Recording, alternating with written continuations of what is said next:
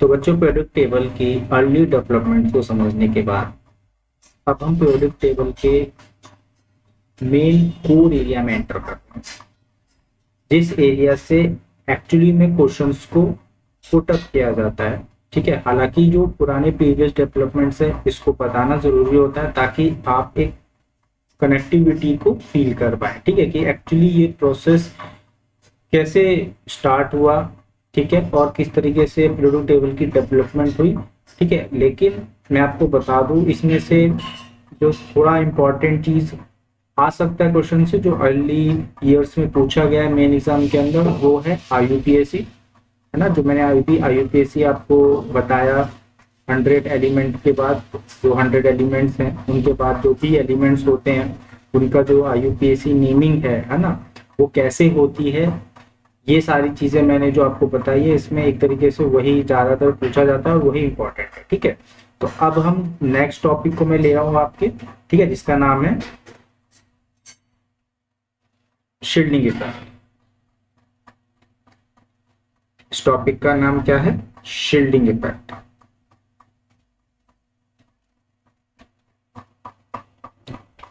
Shielding effect, कई लोग इसे स्क्रीनिंग इफेक्ट भी कहते हैं।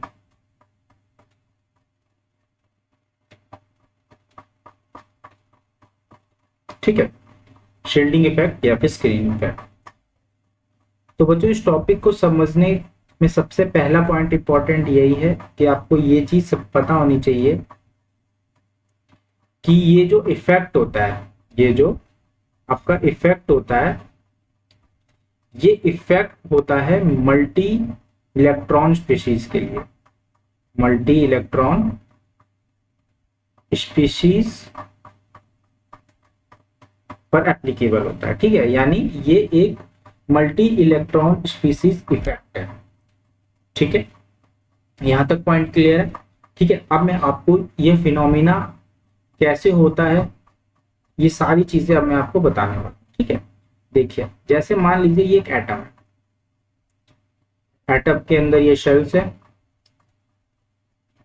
ठीक है, ये आपका इनर शेल हो गया जिसे मैं IS से लिख दे रहा हूं, ये हो गया आपका आउटर शेल हो गया।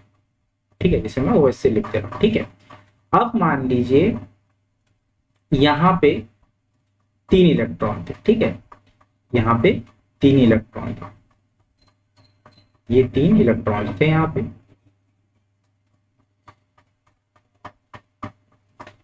इनर शेल में, और एक इलेक्ट्रॉन था आउटर शेल में। ठीक है, और ये था आपका न्यूक्लियस। ठीक है, तो क्या होगा, ये जो आउटर मोस्ट इलेक्ट्रॉन है, ये जो आउटर मोस्ट इलेक्ट्रॉन है, इसको न्यूक्लियस क्या करेगा, अपनी तरफ अट्रैक्ट करना चाहेगा, है ना। एक पॉजिटिव है, इलेक्ट्रॉन नेगेटिव है, तो ये क्या करेगा, न्यूक्लियस जो है इस इलेक्ट्रॉन को अपनी तरफ अट्रैक्ट करना चाहेगा। लेकिन होगा क्या, यहाँ पे जो इलेक्ट्रॉन इनर साइड में प्रेजेंट है, जो कि आउटर शेल से इनर साइड पे प्रेजेंट है, वो क्या करते हैं, इस इलेक्ट्रॉन को रिपेल करते हैं। ठीक है, इस इलेक्ट्रॉन को क्या करते हैं, रिपेल करते हैं। ठीक है, मतलब कि ये जो इलेक्ट्रॉन है इस पे क्या हो रहा है, 2 तरीके की चीजें काम कर रही हैं। ठीक है, इस पे क्या हो रहा है, 2 तरीके की चीजें काम कर रही है। जैसे एक तो इलेक्ट्रॉन्स हैं, ये जो इनर शेल के इलेक्ट्रॉन्स हैं, ये इसको बाहर की तरफ पुश कर रहे हैं, रिपल्शन हो रहा है, बाहर की तरफ पुश कर रहे हैं। वहीं जो न्यूक्लियस है वो इसको अपनी तरफ अट्रैक्ट कर रहा है, उसको क्या कर रहा है, अपनी तरफ अट्रैक्ट कर रहा है। तो क्या होता है कि जो न्यूक्लियर चार्ज है, न्यूक्लियस का जो न्यूक्लियर चार्ज है, वो इन इलेक्ट्रॉन्स की वजह से, ये जो 3 इलेक्ट्रॉन्स इनर शेल में प्रेजेंट हैं, उनकी वजह से आउटर मोस्ट इलेक्ट्रॉन के ऊपर न्यूक्लियस का न्यूक्लियर चार्ज नहीं जा पाता, और वो उस कंप्लीट अट्रैक्शन को, जो न्यूक्लियस उसको खींच रहा है, उसको फील नहीं कर पाता। ठीक है, यही शील्डिंग इफेक्ट है और यही स्क्रीनिंग इफेक्ट है। ठीक है, मैं एक मान लीजिए एक एग्जांपल के तौर पे, कभी थोड़ा सा टॉपिक से हट के मैं एक छोटी सी चीज बता रहा हूँ, और शायद इस बात से आप इस चीज को कनेक्ट कर पाए। ठीक है, मान लीजिए आपके घर के पास कोई मॉल था। ठीक है, ये मान लो मॉल प्रेजेंट है, एक यहाँ मॉल था, वहां पे कोई सेलिब्रिटी आई। ठीक है, मान लीजिए कोई सेलिब्रिटी आई, उसका टाइम था 7 बजे आने का, 7 शाम को, उसका शाम को 7 बजे के अराउंड वो सेलिब्रिटी को उस मॉल के अंदर आना था, ठीक है, वो शाम को 7 बजे आ गई, ठीक है।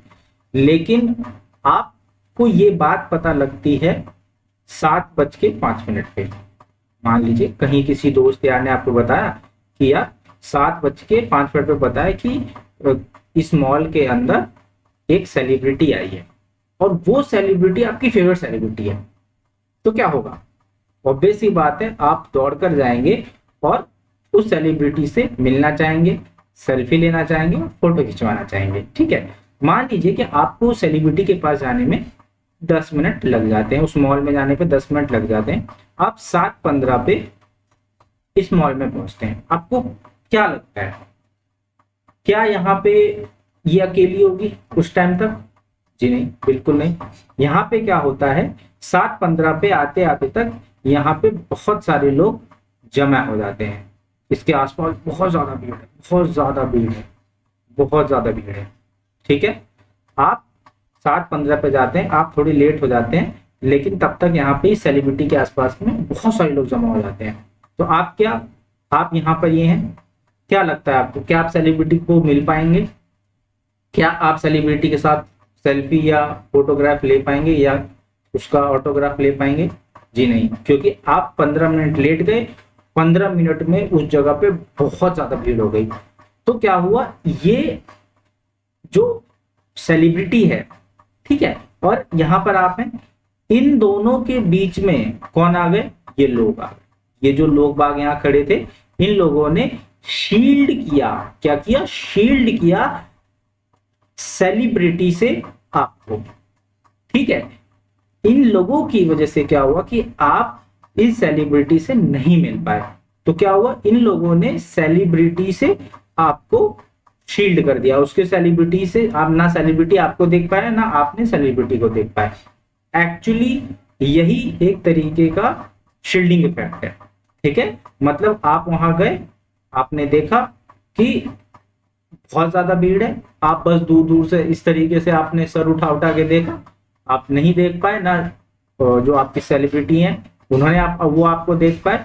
तो क्या हुआ, इन भीड़ ने आपको शील्ड कर दिया। इसी तरीके से एटम्स के अंदर होता है, जो इनर इलेक्ट्रॉन्स होते हैं वो आउटर इलेक्ट्रॉन्स को रिपेल करते हैं, जबकि जो न्यूक्लियस है वो उसको अट्रैक्ट करना चाहता है, जिसकी वजह से क्या होता है, जो नेट अट्रैक्शन